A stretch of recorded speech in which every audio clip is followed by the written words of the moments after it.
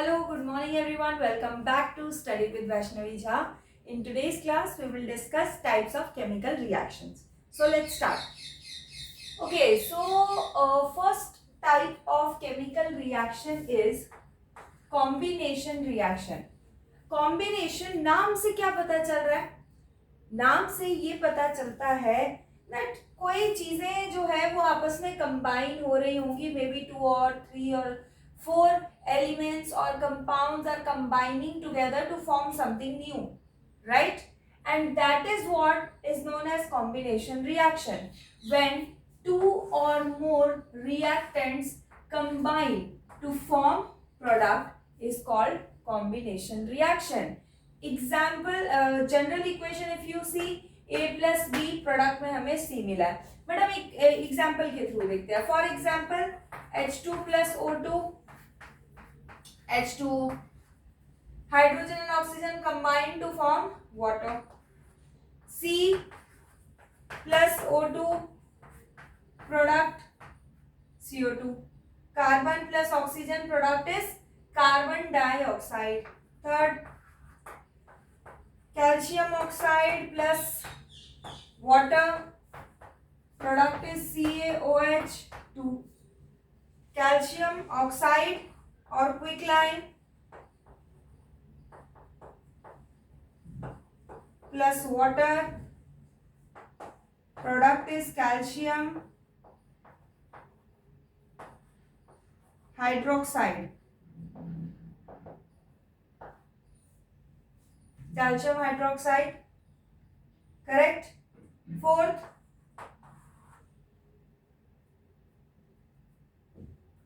you can write H2 plus Cl2 product is HCl. Fifth, Mg plus O2 product is MgO.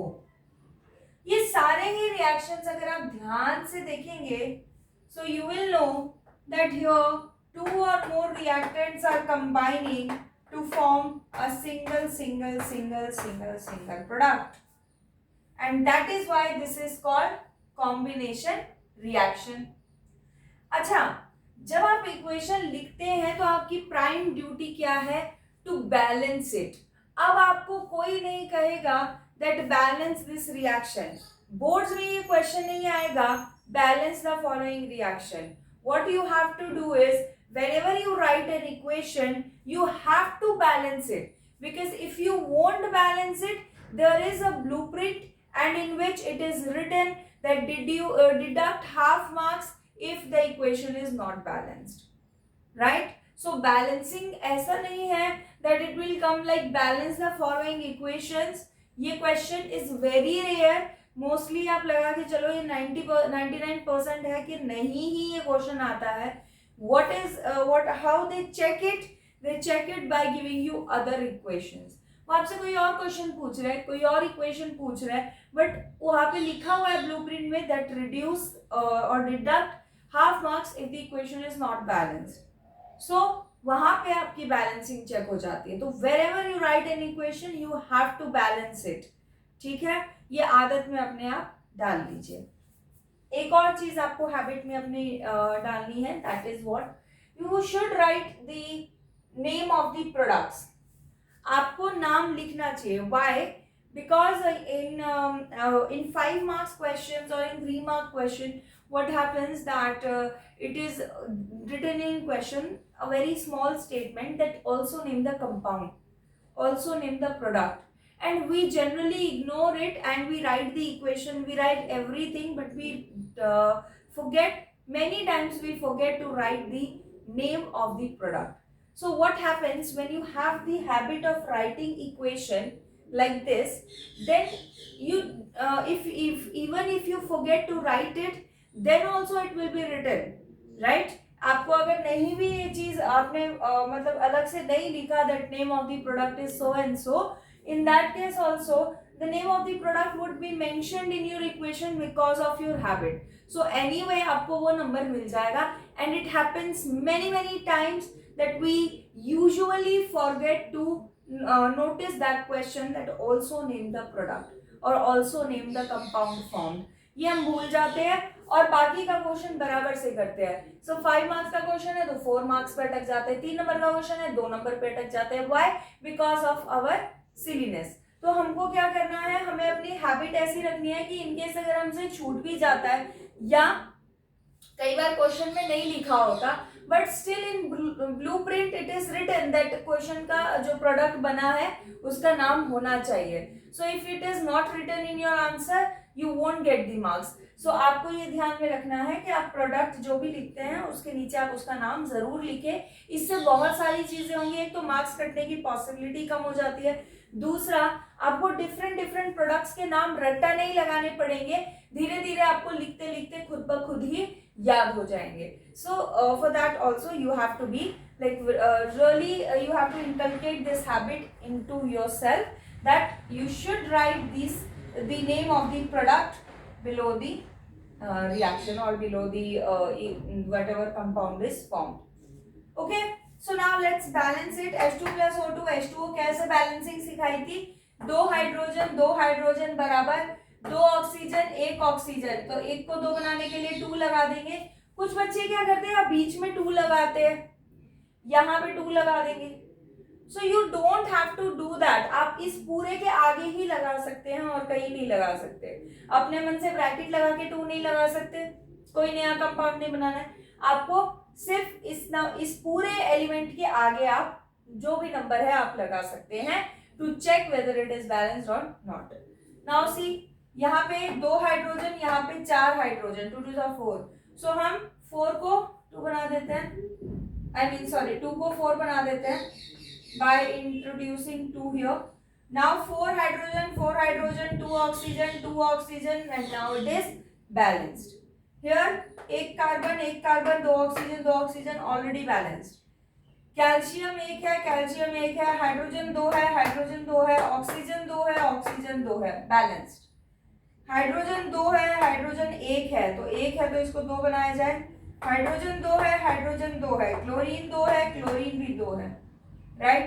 Next Mg 1 है, oxygen 2 है, oxygen 1 है, अब Mg 1 है, Mg 2 है, अब Mg 2 है, ऑक्सीजन 2 है, ऑक्सीजन 2 है, now it is perfectly balanced. Clear?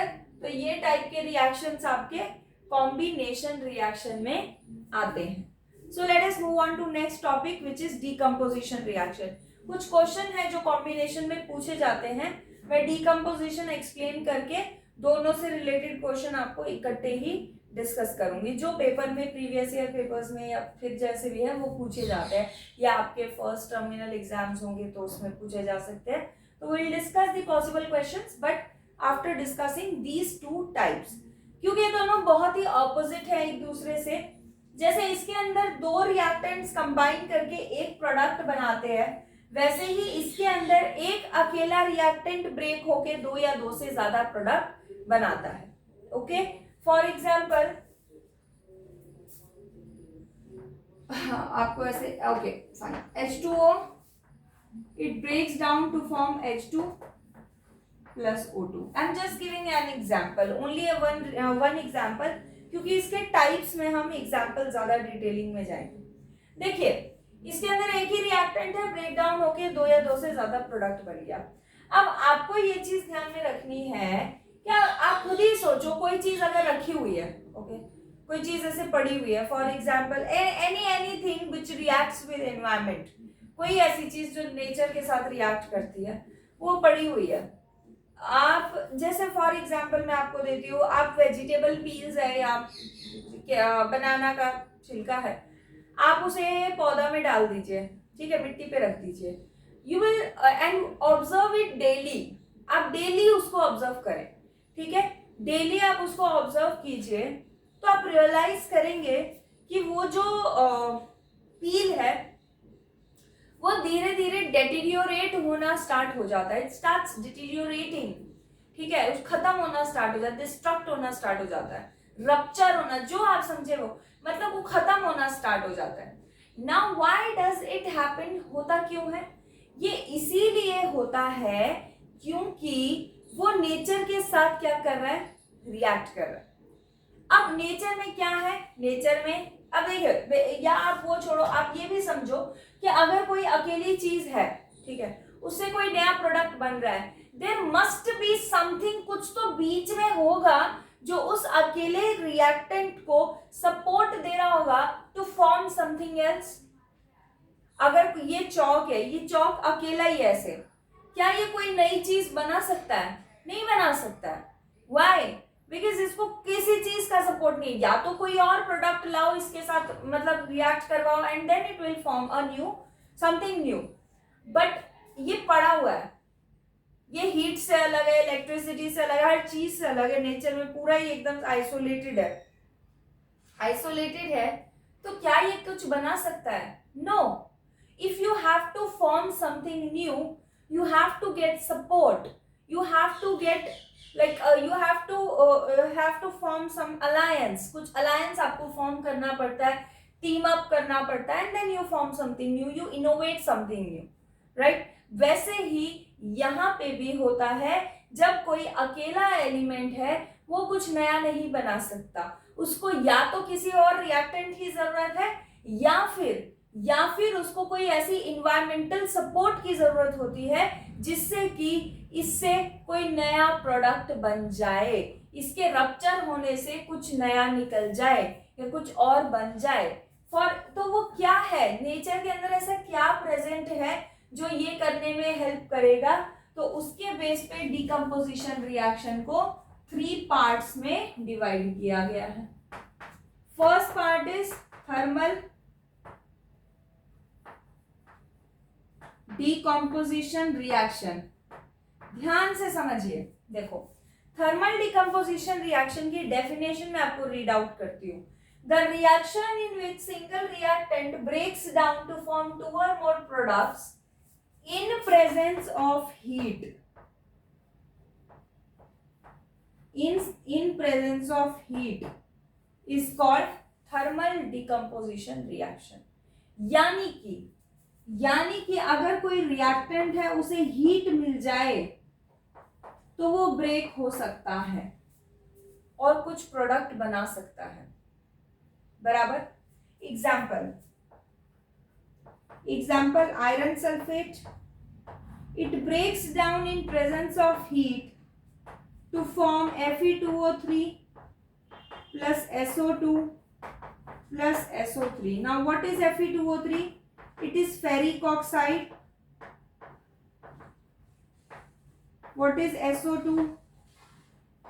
Sulfur dioxide. What is SO3? Sulfur trioxide।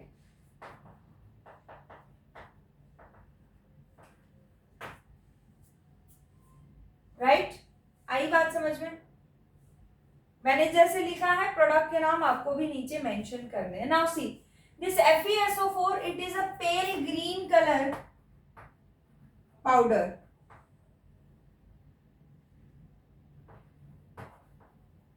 Pail green colour का ये पाउडर होता है, and this Fe2O3 is white colored powder, and after heating it a lot it becomes reddish brown। बहुत ज्यादा अगर आप heat कर देंगे तो रेडिश ब्राउन कलर का बन जाता है। And these two are pungent gases. What do you mean by pungent gases? Those gases which smell like really bad, poisonous एकदम इसकी स्मेल होती है, and that is called pungent. Now what you can observe in this reaction is that this FeSO4 does not have any other compound, but still it is forming 3 new products which are very different from it, right? And how are they forming 3 different products? They are forming 3 different products with the help of a natural help, which is heat, right? This is adding to the reaction होने में ये help कर रहा है। So heat है, heat के साथ मिलके, heat की वजह से FeSO4 डिकम्पोज हुआ, ब्रेक होके उसने ग्रीन कलर से व्हाइट कलर का एक प्रोडक्ट बनाया और साथ में उसमें से सल्फर गैसेस भी रिलीज हुई. This question may come in your exam for 3 marks. How? क्या ऐसे पूछेंगे? Define thermal decomposition reaction, write a reaction, right, explain with the help of reaction. No. कैसे पूछेंगे? a pale green colored compound, it decomposes in presence of heat to form 3 products X, Y and Z. Or a pale green colored compound in presence of heat decomposed to form a product X with sulfur, poisonous sulfur gases. Name the product formed, name the sulfur gases and name the green colored compound. 3 marks question. बन गया? Right? तो ऐसे ही ये पूछा जाता है. Correct? इसका आप स्क्रीनशॉट ले लीजिए. आराम से चलेंगे हम, सिलेबस को खींचेंगे नहीं जल्दी because it's not needed right now. First thing and second thing, जो भी आप समझ रहे हैं that should be very clear. Electric carbon and it's carbon कह रही हूँ मैं, केमिकल रिएक्शन वेरी इंपॉर्टेंट. आप चलिए, नॉट फ्रॉम दी लाइक, ऐसा नहीं है कि इस चैप्टर में जो 10 नंबर का पेपर आ जाएगा, नहीं, it's not going to happen. Boards में तो हार्डली आप मान के चलोगे 1 नंबर या 2 नंबर का क्वेश्चन हार्डली आपको देखने को मिलेगा, hardly. But still it is important. Why? It is the base. बहुत ही बेसिक है ये, और जब ये बेस ही नहीं आएगा आपको क्या आएगा? So we have to be like very clear with the with the each and every concept. And apart from that, there is one more. See, every chapter, either it is physics, either it is bio or anything else, आपको एक एक concept को बहुत अच्छे से पढ़ना है. आपको बहुत डीप में नहीं जाना है. You don't have to like really jump into like very depth, ऐसा कुछ नहीं है.